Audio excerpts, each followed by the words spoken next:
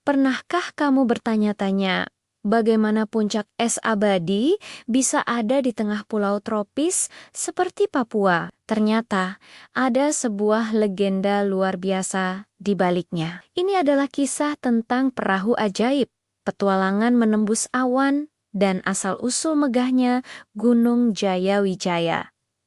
Siap untuk mendengar ceritanya? Ayo, kita mulai. Jauh di pedalaman Papua yang hijau dan lebat, hiduplah sekelompok suku yang dikenal sangat pandai membuat perahu. Uniknya, mereka tinggal jauh dari laut. Pemimpin mereka adalah seorang kepala suku yang bijaksana dan dihormati oleh semua orang. Di antara para pemuda suku itu, ada seorang yang bernama Wambon. Wambon bukanlah pemuda biasa, dan ia memiliki sesuatu yang sangat istimewa, yaitu sebuah perahu kecil. Tapi jangan bayangkan perahu ini seperti perahu pada umumnya. Perahu milik Wambon adalah perahu ajaib. Perahu ini tidak berlayar di atas air, melainkan mampu terbang tinggi, menembus langit, dan berlayar dengan anggun di atas lautan awan.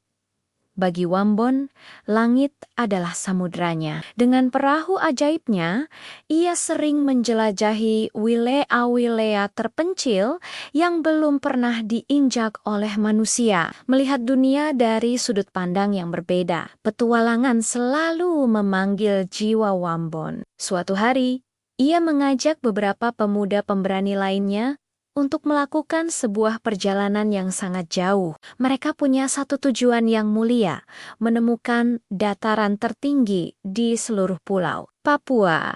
Mereka ingin mencari sebuah tempat yang abadi, tempat yang puncaknya selalu diselimuti salju dan embun beku, untuk dijadikan tempat persembahan suci bagi para leluhur dan penguasa alam. Dengan semangat yang membara, Wambon dan kawan-kawannya menaiki perahu ajaib mereka. Perahu itu pun terangkat perlahan dari tanah, melesat ke angkasa, dan mulai berlayar ke arah timur. Mereka terbang di atas hutan belantara yang tampak seperti karpet hijau raksasa di bawah mereka. Pemandangannya sungguh luar biasa. Mereka melewati puncak-puncak pohon tertinggi, melihat sungai-sungai yang berkelok seperti ular perak, dan merasakan hembusan angin di wajah mereka. Perjalanan ini bukanlah perjalanan yang singkat. Mereka harus menghadapi berbagai rintangan. Terkadang, awan tebal menghalangi pandangan mereka,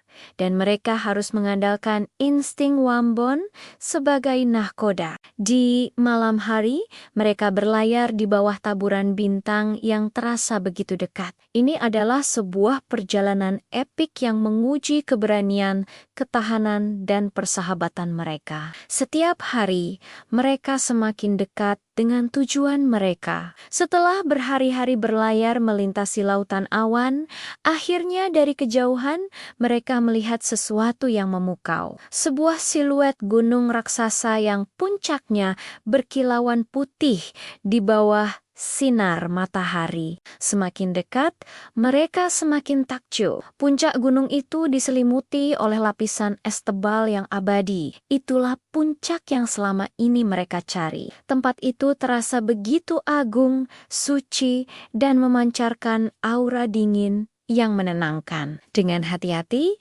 Wambon mendaratkan perahu ajaibnya di salah satu lereng gunung. Mereka pun turun dan menginjakkan kaki di tanah yang belum pernah mereka rasakan sebelumnya. Udara terasa sangat dingin dan tipis, tapi semangat mereka begitu hangat. Rasa lelah setelah perjalanan panjang seketika sirna, tergantikan oleh decak kagum dan kebahagiaan yang meluap-luap. Mereka berhasil mencapai tempat suci impian mereka. Tanpa membuang waktu, mereka segera mendirikan tenda dan menyiapkan ritual persembahan. Mereka ingin mengucapkan rasa syukur kepada alam, karena telah membimbing mereka sampai ke tempat yang luar biasa ini. Wambon memimpin ritual dengan hikmat. Mereka menari, bernyanyi, dan mempersembahkan hasil bumi terbaik yang mereka bawa sebagai tanda hormat.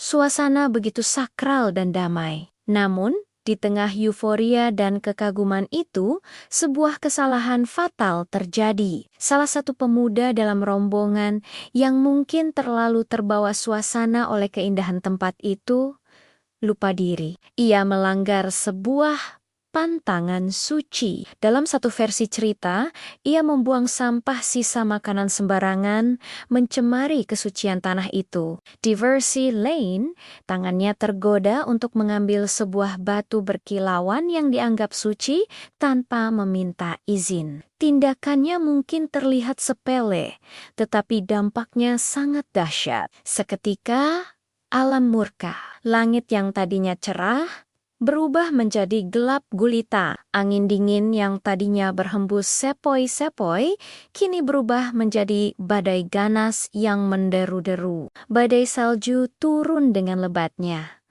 membutakan pandangan dan membuat tubuh mereka menggigil hingga ke tulang. Kepanikan mulai melanda rombongan itu. Di tengah amukan badai, tragedi terbesar menimpa mereka. Perahu terbang ajaib milik Wambon, satu-satunya harapan mereka untuk bisa kembali pulang, terempas oleh angin kencang. Perahu itu terangkat ke udara, terbanting ke bebatuan cadas, dan hancur berkeping-keping. Suara hancurnya perahu itu terdengar seperti jeritan pilu di tengah badai. Harapan mereka ikut hancur bersama serpihan perahu itu. Wambon dan rombongannya kini terdampar di puncak gunung yang beku, tanpa jalan untuk turun. Wambon sebagai pemimpin merasa sangat bertanggung jawab atas musibah ini. Ia tahu bahwa ini adalah hukuman dari alam, karena mereka telah menodai kesucian tempat ini. Penyesalan yang mendalam memenuhi hatinya. Ia melihat wajah-wajah ketakutan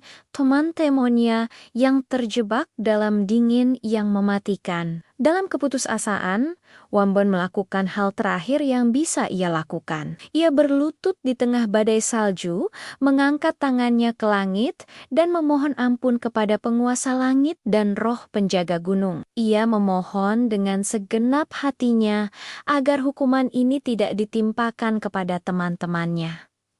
"Ambillah aku sebagai gantinya," serunya. "Biarkan kesalahanku hanya menimpaku, jangan mereka." Wambon menawarkan pengorbanan tertinggi. Ia meminta agar dirinya dan sisa perahu ajaibnya yang hancur dapat menyatu dengan gunung itu sebagai tanda penebusan dosa. Ajaibnya, alam seolah mendengar permohonannya.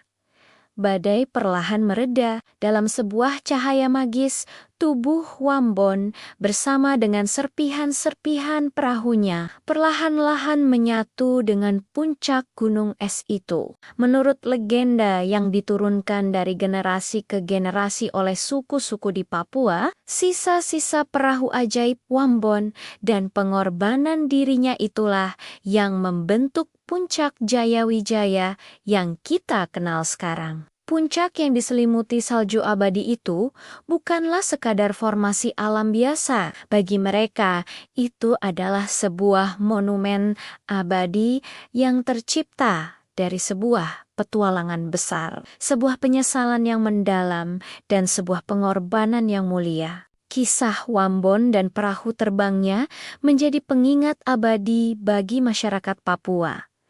Cerita ini mengajarkan kita sebuah pesan moral yang sangat penting, penghargaan terhadap alam dan kesucian lingkungan. Setiap tempat yang indah dan sakral di bumi ini harus kita jaga dan hormati. Jangan pernah merusaknya atau mengambil apapun tanpa izin, karena alam memiliki caranya sendiri untuk menjaga keseimbangannya. Puncak Jayawijaya yang megah berdiri di sana bukan hanya sebagai keajaiban geologis, tetapi juga sebagai penjaga sebuah cerita tentang keberanian, kesalahan, dan tanggung jawab. Setiap kali kita melihat keindahannya, ingatlah legenda Wambon dan pelajarannya untuk selalu menjaga alam kita. Itulah kisah di balik salah satu tempat paling menakjubkan di Indonesia. Terima kasih sudah menonton dan mendengarkan. Jika kamu suka dengan cerita-cerita seperti ini, jangan lupa untuk like, share, dan subscribe channel ini ya. Sampai jumpa di video selanjutnya.